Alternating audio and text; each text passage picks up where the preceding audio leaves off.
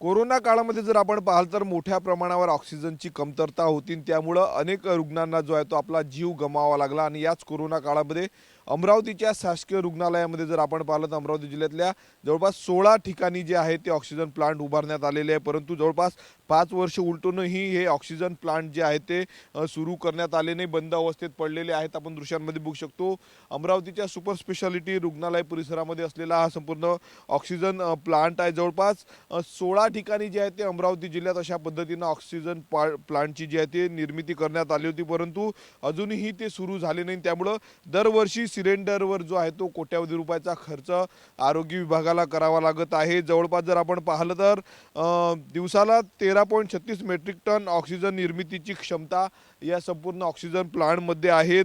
अमरावती शहरासह उपजिल्हा रुग्णालय धारणी असेल, उपजिल्हा रुग्णालय तिवसा, ग्रामीण रुग्णालय चांदूर बाजार, वरुड, सोबतच जिल्हास्तरीय सामान्य रुग्णालय अमरावती, ग्रामीण रुग्णालय नांदगाव, खंडेश्वरसह अनेक ठिकाणी अशा पद्धतीनं जे आहेत ते ऑक्सिजन प्लांट उभारण्यात आलेले होते, परंतु अजूनही हे ऑक्सिजन प्लांट कार्यान्वित करण्यात आले नाही. दुसरीकडे दरवर्षी कोट्यावधी रुपये खर्च करून सिलेंडर जे आहे ते विकत आणून रुग्णांना पुरवले जात आहेत. कोरोना काळात जर आपण पाहिलं तर रुग्णांना आवश्यक ऑक्सिजनची कमतरता भासू नये यासाठी जिल्ह्यातील शासकीय रुग्णालयाच्या आवारात अशा पद्धतीचे प्लांट जे आहेत ते उभारण्यात आलेले होते. यासाठी कोट्यावधी रुपयाचा खर्च देखील करण्यात आलेला होता.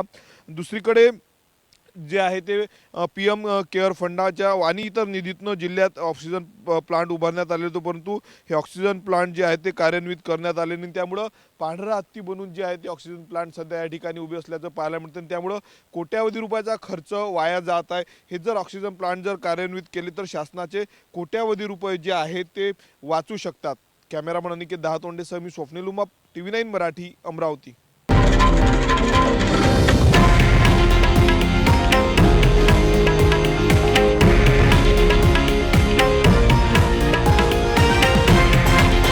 हे आहे देशातील नंबर 1 न्यूज नेटवर्क आणि आपण पाहत आहात TV9 मराठी, एकमेव.